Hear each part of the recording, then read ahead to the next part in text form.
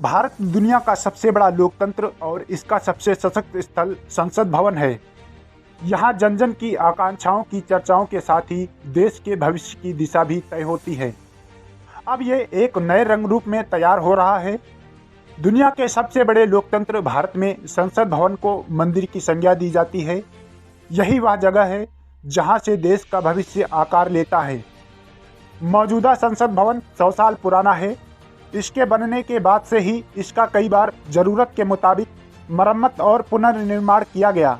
मसला यह है कि पुरानी सीटिंग संरचना में अब सीटिंग क्षमता बढ़ाना मुमकिन नहीं और न ही ये संभव है कि तकनीकी और बुनियादी ढांचे में सुधार किया जा सके।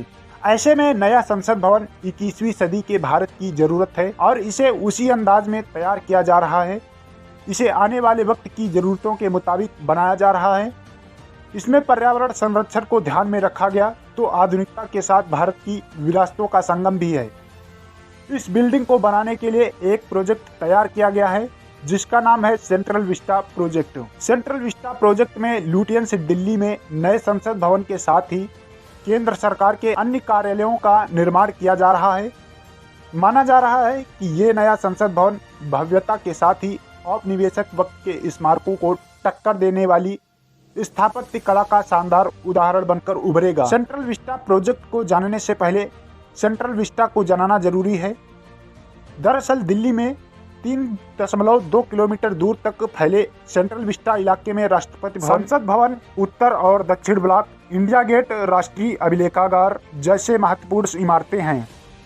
इन सभी प्रतिष्ठित इमारतों का निर्माण 1931 से पहले किया गया था।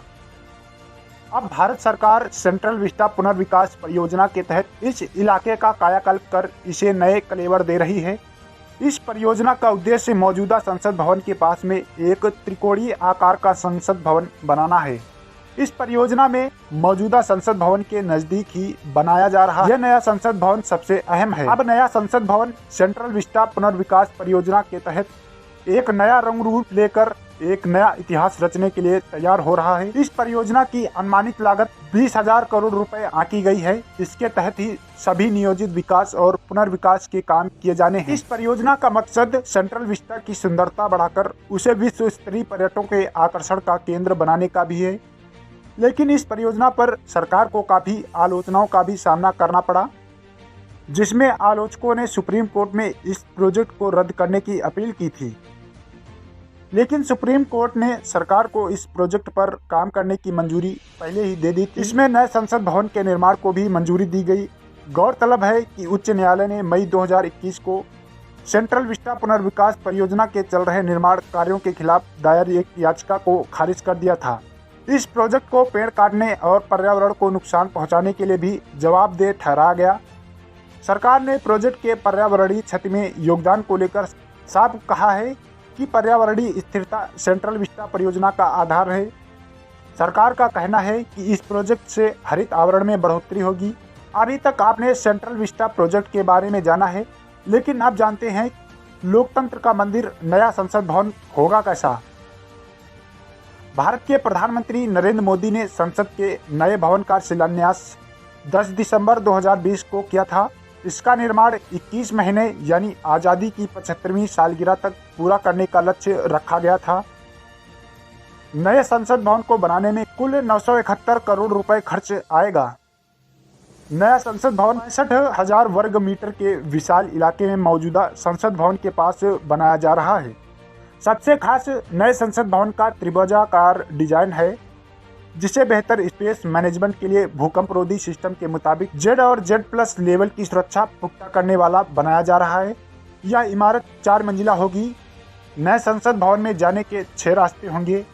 एक एंट्रेंस PM और प्रेसिडेंट के लिए होगा, एक लोकसभा के स्पीकर, एक राज्यसभा के चेयरपर्सन सांसदों के प्रवेश के लिए, एक एंट्रेंस और 2 पब्लिक एंट्रेंस होगी। इको फ्रेंडली ग्रीन कंस्ट्रक्शन से बिजली खपत को 30% तक कम करने और अगले 150 सालों से ज्यादा की जरूरतों पर खरा उतरने के लिए बनाया जाएगा। नए संसद भवन की सीटिंग की क्षमता पहले के मुकाबले 150% से भी अधिक होगी। साथ ही नए भवन के ऑफिसों में पेपरलेस काम किया जाएगा।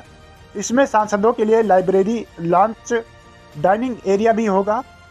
इसमें पार्किंग भी आधुनिक तकनीकी वाली होगी। नए संसद भवन में ट्रांसलेशन सिस्टम खास आकर्षण का होगा, जिससे हर भाषा की स्पीच को हर सांसद समझ सके। इस इमारत में भारतीय संविधान से मान्यता प्राप्त 22 भाषाओं में बोले जाने वाले हर शब्द के साथ ही उनका अर्थ बताने वाली इंटरप्रिटेशन सर्विस होगी। दुनिया में शायद ही कहीं भी किसी बड़ी सांसद ने एक ही बार में इस पैमाने पर खुद को नया रूप दिया हो, जितना कि भारत की संसद के नए भवन में हुआ है। नया संसद भवन नए और आत्मनिर्भर भारत की कहानी बयां करता नजर आएगा। दोस्तों, आपको कैसा लगा हमारे देश को नई बुलंदियां देने वाले संसद भवन के बारे में जानकर? हमें नीचे कमेंट बॉक्स में लिखकर जरूर बताएं।